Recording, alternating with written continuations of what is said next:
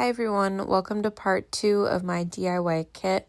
This is the tutorial for the circle glass with butterfly in the middle. If you purchased the wings kit, go ahead and find the video for the wings.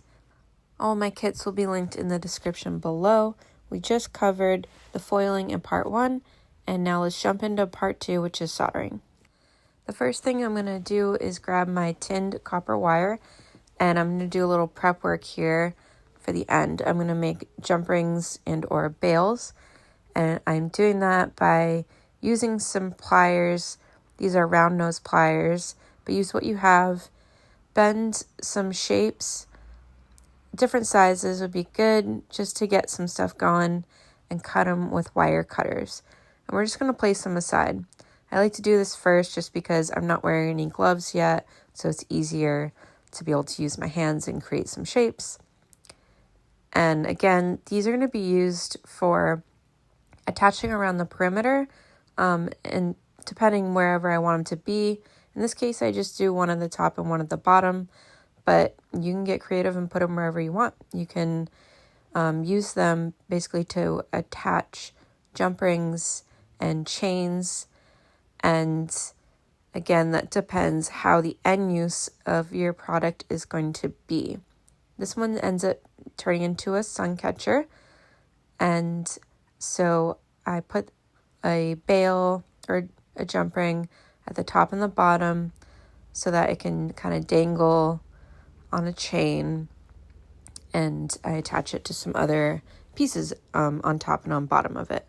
And there's a video, as you can see, an example of what the end result is. So just get a bunch going. Sometimes they fall on the floor as I'm working, so I always make more than what I actually need. And if you've purchased tier 2, you will have received some of this tinned copper wire. It just looks like a steel wire. So here is my suggestion of what soldering iron you guys could purchase. It is a Precut FX 600. I'll have it linked below. This one's really great for this type of application. It gets very hot, which is necessary when using solder, and especially when using lead-free solder, which is what I use. Another good thing to have around is some tip tinner, and this helps with having your soldering iron tip not become oxidized. It creates a coating around the tip, which gets super, super hot. And with a lot of use, it does something which is called oxidizing, which is like wearing away at the metal. So doing this, you basically just dip it right into this tin and it coats it. Here I have a cleaner. It's a brass like sponge type of thing. And I just, as I'm going, every once in a while, go ahead and clean off my tip by just dipping it in like you just saw. So that's kind of basic maintenance as you go. This piece of equipment is just to hold the soldering iron. You can purchase that or not. A lot of soldering irons come with that. I also suggest wearing some type of mask, whether it's the one I just showed you or wearing a respirator. Or you can use a fume extractor as well. Make sure at least to be working in a well-ventilated area. I work outside on my porch. I've just set up the spool of solder so that it's right there over my workstation. I'm also going to wear some gloves. I have some paste flux. It comes in liquid or paste, and I provided a little bit of that for you guys for your tier 2 customers. This is the solder that I use. It's Silver Gleam, which is tin and sterling silver. And this is a lead-free once again, which is what I like to use because a lot of time I am making jewelry. But you can use a 64D solder as well, which does contain lead. You can use it for this circle piece because it's not jewelry. It's most likely turning into some type of decor. So lead would be okay. So my workstation that I'm soldering on is this type of corkboard material, which I bought on Amazon, and it is labeled for soldering. so it can absorb heat. And then as you can see, there are like some heat marks on the top of it from working. But you can also use a piece of wood board. That would be perfectly fine as well. So I have a little brush here. I've just dipped it into the paste flux, and we're going to start to apply it to the copper tape. And that is how the solder fuses to our project. There is a chemical reaction between the copper and the solder that does not work unless you're using flux. So I'm just painting it on. We're starting with either with the back or the front, and get a good amount on there. I like using paste flux because I can see it as opposed to the liquid, but either one should work. So now that is applied, I'm going to just dip my soldering iron onto the tip of the solder, and I'm going to get a little glob on there. It immediately turns super molten hot. Again, the soldering iron is up to, I believe, 500 degrees Fahrenheit. So it's very hot. So again, please make sure you're using all the protective gear and your body's covered, your legs, no shorts or open-toed shoes. So I'm applying it down to the copper foil and just sort of spreading it out. For the kind of first round of this, I'm just getting a bunch of solder placed down, and then I'm going to worry about smoothing it out and making sure it looks really nice and pretty and even. But we're going to go ahead and just cover all the edges first. If there's any spots that are not sticking, always just try applying a little bit more flux and then go again. And another thing could be that your soldering iron is not hot enough. There are plenty of soldering irons out there on the market that are not equipped for this project. There's soldering irons that are used in a lot of different applications like electrical work and all that, and they don't necessarily go up as high in heat, and those are cheaper ones that are like $10 and whatever. This one is not too bad in price. It's like $40 or $50, but you will need it to go high in heat, otherwise this solder will not flow. So now, as you can see, I am getting a nice, good flow all the way around. I'm moving the iron just slowly around the edge. Be very careful with handling this. I'm testing it out right now to see how hot it is, if I can move it. It will, even though you're only touching around the edges, the heat will transfer and it will heat up the entire piece of glass. What I'm showing you right here is my jewelry third arm. It's not something you necessarily need, but it is a useful tool because it's going to allow you, it's basically a weighted tweezer, so it's going to allow you to pick things up and move it around and hold things in place. But another great option, if you don't have a jewelry third arm, is to throw on some heavy-duty, heat-resistant gloves like grilling gloves. Those are often what I am wearing while I'm soldering, so I can just not even worry about it and just pick things up as I am working quickly. So I'm getting this to an upright position so I can now solder around the edge. So I've got it lifted up, and again, I am applying that paste flux. And now, we're on basically a curved surface, so gravity will do its thing. And if you're going along like the side edge of this, it will fall off and just bead off the edge. So I'm just gonna focus on the top portion for now. So I'm at the position now where I want to attach one of these bales. Basically the butterfly is facing upright here. So what I've done is I grabbed one of those pieces that I cut, and I'm using my pliers to hold it. You can also use the jewelry third arm if you have that, which is like the tweezers. So whatever you have that can get a good grip.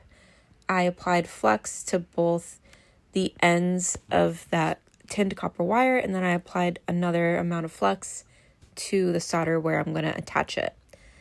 This part can get a little bit tricky. It certainly took me some practice. If you have the practice pieces for tier 2 customers where I gave you extra glass and foil, definitely try out this first a few times. So I'm just holding it in place where I want it. I grabbed a piece of solder on the iron, and I'm going to drop that solder around that piece of wire. So what ends up getting tricky about this is you have to hold, with your pliers, hold that piece in place and make sure your solder has cooled down before you move anything.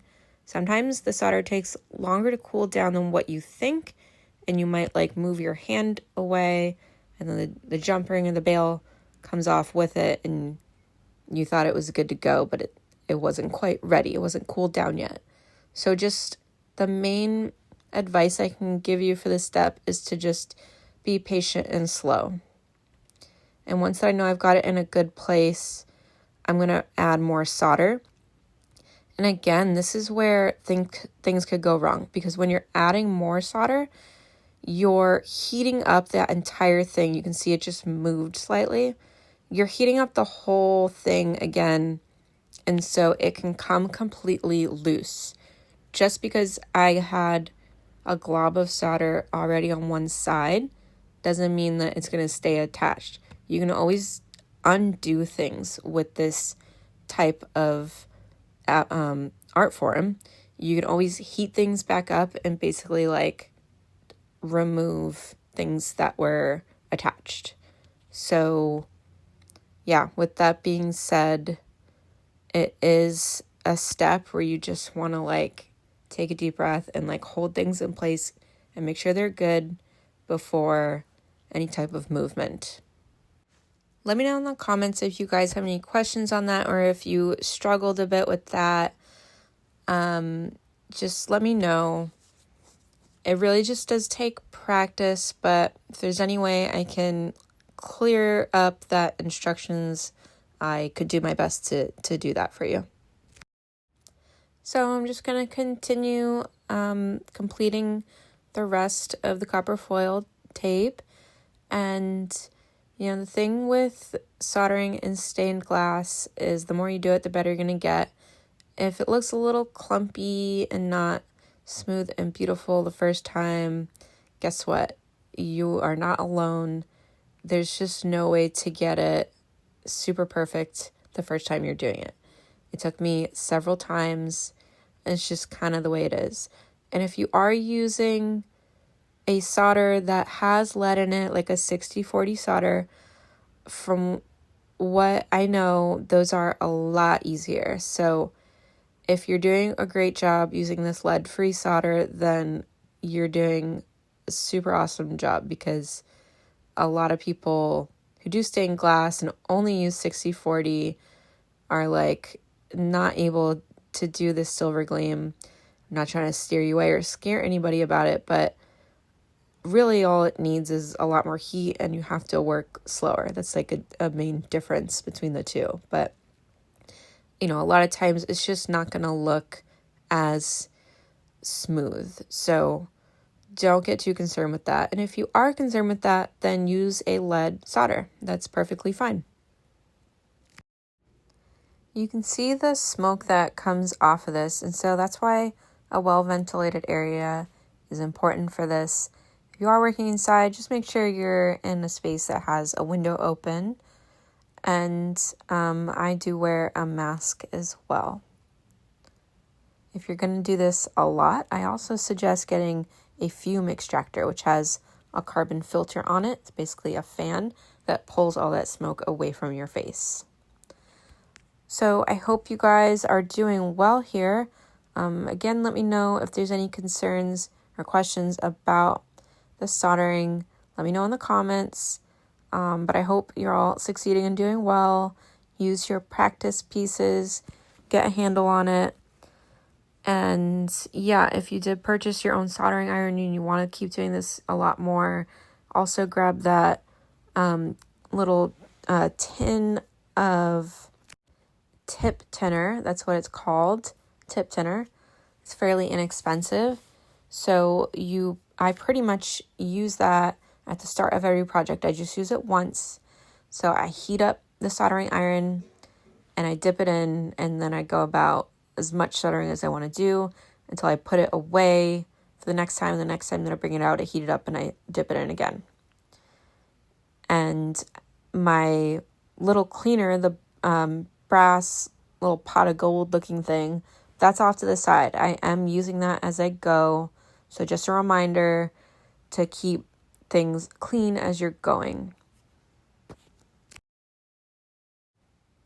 And this is me just smoothing things out. When I get to the point where things are like not moving and it's not getting smooth, then a lot of times what helps is just going over with a whole nother coat of flux. That seems to like, it adds a little fuel to the fire and gets your solder like a lot more melty. So that's it for this project. Thank you again for purchasing my kit. Thank you for following along. I'd love to see all of your finished products, so send them to me if you can. And yeah, if you want to turn this into a suncatcher, I do have an add-on kit for that with another video tutorial. We have one last step for this, so don't leave yet. We need to clean this. So what I use is called CJ's Flux Cleaner. And I go to the bathroom sink and I wash it off with a bit of that, get that all off. And then I also use Dawn dish soap to then remove the flux cleaner, which is important as well. So it's a 2-step cleaning process. Get all that off. You can just use your hands with gloves, or you can use a toothbrush.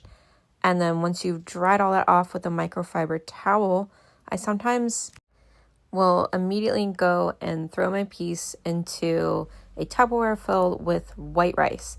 And the reason why I do that is just in case that there was any water or moisture that seeped in, especially with the cleaning process, but also the flux can have that happen as well. If there was foil tape that wasn't secured down well enough, it is a possibility. Throwing it in that rice right away is really the only thing you can do to potentially fix that.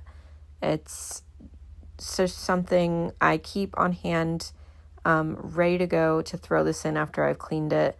And hopefully that hasn't happened to you, but if it has, then it can reverse the problem. Hopefully it will. Have a great day and happy crafting to you all. Be well, and I hope to see you in another one of my videos. Bye!